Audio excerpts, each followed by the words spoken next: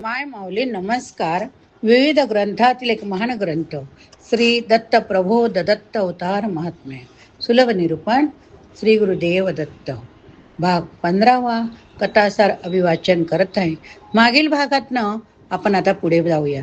ज्याचे शरीरातील क्रियेकडे ज्ञानदृष्टीने पाहिले आहे त्यालाच अमृत संजीवनी तिचे महत्त्व समजते. ही आपल्याला जीवन देणारी 17वी कला. ती योगी, जपी, तपी, सिद्ध उपासक, गुरुकृपांकित व्यक्ती यांना समजते. ते सतत ध्यानात तिचेच चिंतन करत असतात. अशा गुरुकृपा पुढे सर्व सिद्धी हात जोडून उभे असतात. मात्र तिची ओळख, तिचा अभ्यास, तिचे उचित मार्गदर्शन हे जीवास त्या एका सद्गुरूकडूनच लाभावे लागते. या संदर्भात केवळ पुस्तकी माहितीच्या ज्ञानाचा काही उपयोग नाही, तर ती जीवनकला ही गुरुकृपेने अनुभवण्यातच तिचे खरे मर्म. हा लाभ उपासकास अन्याय भावे गुरुस शरण गेल्याशिवाय होत नाही. म्हणूनच आपण आपल्या सकाळपासून तर रात्रीपर्यंत आपली दिनचर्या सकारात्मक करावी. मनामध्ये चांगले विचारावे, कोणाशीही वाईट बोलू नये, कोणाबद्दल वाईट बोलायचे नाही, खोटे तर बिलकुल बोलू नये. जर समजा कोणाचा राग आला, काही क्षणात राग येईल आणि परत तो घालवावा, त्या व्यक्तीशी परत बोलावे आणि कधीही कोणाचा द्वेष करू नये. दत्तात्रेयाकडून या 17व्या कलेची माहिती ऐकून अनुसया संतुष्ट झाली, पण तिची ज्ञान जिज्ञासा काही तिला गप्प बसू देत नव्हती. तिने आणखी एक प्रश्न विचारित असे म्हटले की, दत्तात्रेय बा, तुम्हाला देहातली सप्तद्वीपे, नवखंड कोणते ते समजावून सांग. त्यावर दत्तात्रेय सांगू लागले. जम्बूद्वीप, नवखंड ऐकाता. जम्बूद्वीप, शंखद्वीप, कुशद्वीप, क्रौचद्वीप, श्वेतद्वीप, पुष्करद्वीप आणि शाल्वद्वीप असे एकूण 7 द्वीपखंडे. आता ही सप्त द्वीपे आपल्या शरीरात कुठं कुठं आहेत ते ऐकूया. आपल्या देहातील हाडात जंबीद्वीप, हाडामध्ये काय?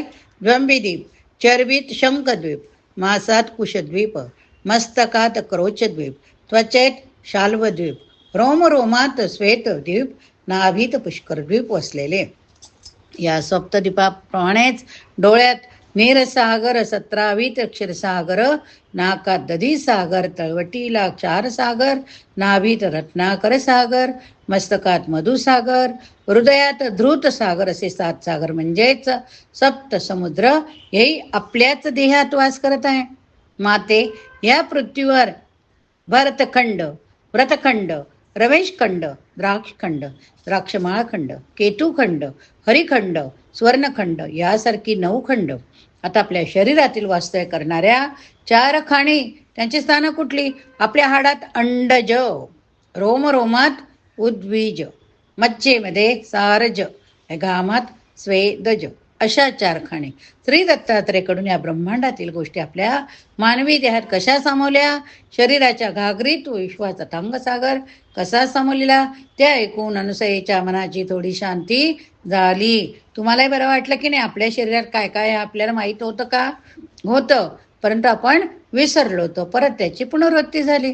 आपल्या अशाच एका सुखदुःखाच्या वेळी तिने श्री दत्तास मेरू पर्वताची कथा काय विचारले. त्यावेळी मेरू पर्वताची कथा आपल्या मातेस निवेदन करताना त्यांनी असे सांगितले की, माते, मेरू हा पर्वत सर्व पर्वताच्या मध्ये श्रेष्ठ असून तो सुवर्णाप्रमाणे जळकणारा पर्वत. त्याचा विस्तार फार मोठा, त्याची उंची 3 खर्च योजने, रुंदी 4 लक्ष योजने असून त्याची खोली 16 सहस्र योजने. या पर्वतास 3 मोठे शिखरे असून त्यावर विविध देवतांचा निवास.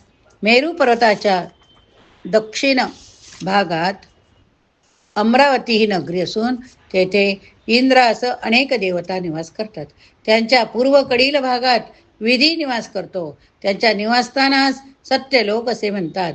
त्यांच्या पश्चिमेस वैकुंठ नगर असून येथे भगवान श्री महाविष्णू आपल्या भक्तगणांच्या सोबत निवास करतात. या पर्वताच्या उत्तर दिशेस कैलास असून तेथे भगवान शिवशंकर हे माता पार्वतीसह आपल्या शिवगणांसह राहतात. याप्रमाणे मेरू पर्वताची माहिती आपल्या मातेस दिल्यावर दत्तात्रेय तिला भूलोकीच्या सप्तपातळाची त्यांची मानवी शरीरातील स्थाने सांगतात. ती माहिती अशी की, आपल्या शरीरात पायात अतल पाताळ, त्यांच्या थोडे वर वितल पाताळ, घोट्यात सुतल पाताळ, पोटरीत महातळ पाताळ, सांध्यात तलातल पाताळ, मांड्यांमध्ये रसातल पाताळ, कंठात तळ पाताळ असे सप्त पाताळ वसलेले आहे. पुढे श्री दत्तात्रय प्रत्येक पाताळाची आणखी काही माहिती देताना सांगतात. पहिले पाताळ अत्यंत सुंदर असून तेथे असलेल्या नगरीचे नाव पुष्पावती नगरी. त्या नगरीचा रक्तगुज नावाचा राजा राज्य करतो. दुसऱ्या पाताळाचे नाव शैल्यपूर, तेथे गंधनाम नावाचा राजा राज्य करतो. तिसरे पाताळ कोमलजा, या नगरीच्या राजाचे नाव श्रीपट्टण.